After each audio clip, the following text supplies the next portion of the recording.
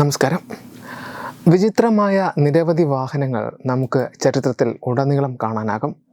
വിമാനമായിരുന്നിട്ടും ഒരു കപ്പലായി രജിസ്റ്റർ ചെയ്യുകയും വ്യോമസേനയ്ക്ക് പകരം നാവികസേന ഉപയോഗിക്കുകയും ചെയ്ത ഒരു വിചിത്ര വിമാനത്തെപ്പറ്റി കേട്ടിട്ടുണ്ടോ?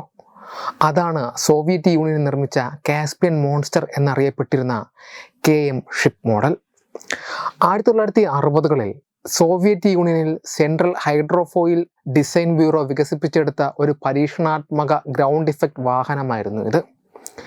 1966 മുതൽ 1980 വരെയും സോവിയറ്റ് നാവികസേന തുടർച്ചയായി ഈ വാഹനം പരീക്ഷിച്ചു. 1966 മുതൽ 88 വരെ ലോകത്തിലെ ഏറ്റവും വലുതും ഭാരമേറിയതുമായ വിമാനമായിരുന്നു KM. Soviet union ground effect വാഹനങ്ങളിൽ താല്പര്യം പ്രകടിപ്പിച്ച ഒരു കാലഘട്ടമായിരുന്നു അത്. ഉപരിതലത്തിൽ നിന്ന് നിരവധി മീറ്ററുകൾ ഉയരത്തിൽ പറക്കാൻ വിമാനം പോലെയുള്ള വാഹനങ്ങൾ, അതായിരുന്നു ഇവ.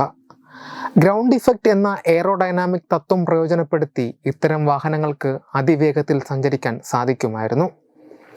സെൻട്രൽ ഹൈഡ്രോഫോയിൽ ഡിസൈൻ ബ്യൂറോയിൽ ചീഫ് ഡിസൈനർ റോസ്റ്റിസ്ലാവ് അലക്സേവയും ലീഡ് എഞ്ചിനീയർ V.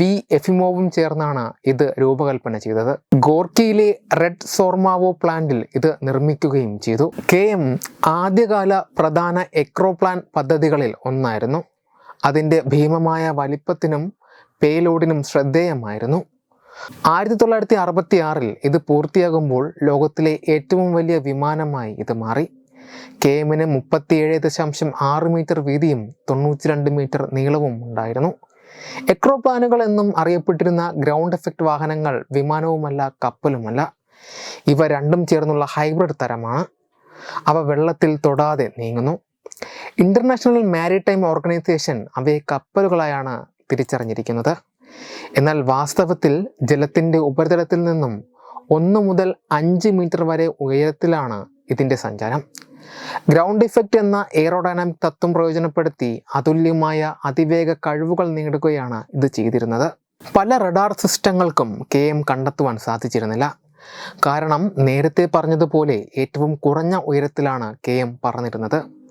സാങ്കേതികമായി ഒരു വിമാനമാണെങ്കിലും അധികാരികൾ ഇത് ഒരു കപ്പലായി കണക്കാക്കുകയും സോവിയറ്റ് നാവികസേനയ്ക്ക് കൈമാറുകയും ചെയ്തു. സോവിയറ്റ് വ്യോമസേനയുടെ പരീക്ഷണ പൈലറ്റുമാരാണ് ഇത് പ്രവർത്തിപ്പിച്ചിരുന്നത്.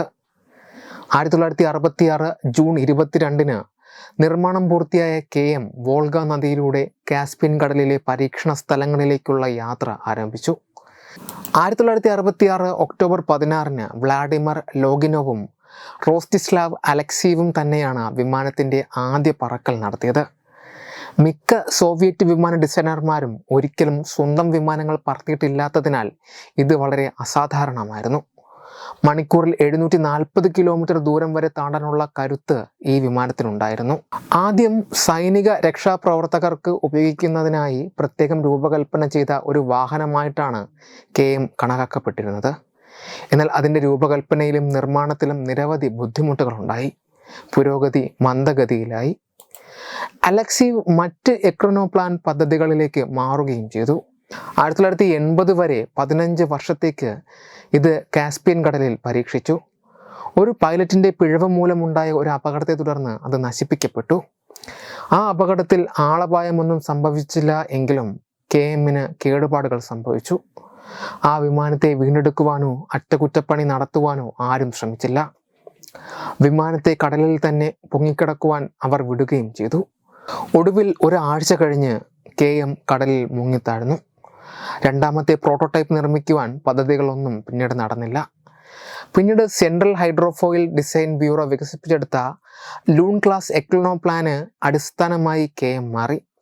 1990കളുടെ അവസാനത്തിൽ ലൂൺ ക്ലാസ് വിമാനം ഡീകമ്മീഷൻ ചെയ്യുന്നത് വരെയും അത് റഷ്യൻ നാവികസേനയിൽ പ്രവർത്തിച്ചു. പിന്നീട് ഇതും ഉപേക്ഷിക്കപ്പെട്ടു. പിന്നീട് 30 കൊല്ലങ്ങൾക്ക് ശേഷം കോവിഡ് കാലത്ത് 14 മണിക്കൂർ കടലിലൂടെ 3 ടഗുകളും 2 എസ്കോട്ട് കപ്പലുകളും ചേർന്ന് ലൂണിനെ കാസ്പിയൻ കടലിൻ്റെ തീരത്തേക്ക് മാറ്റുകയായിരുന്നു. റഷ്യയിലെ ഡാഗസ്റ്റനിലെ പുരാതന നഗരമായ ഡെർബഞ്ചിന് അടുത്തായി ഒരു സൈനിക സ്മാരകമായി ലൂണിനെ ഇപ്പോൾ കാണാം. വെബ് ഡെസ്ക് തത്വമൈ ന്യൂസ്.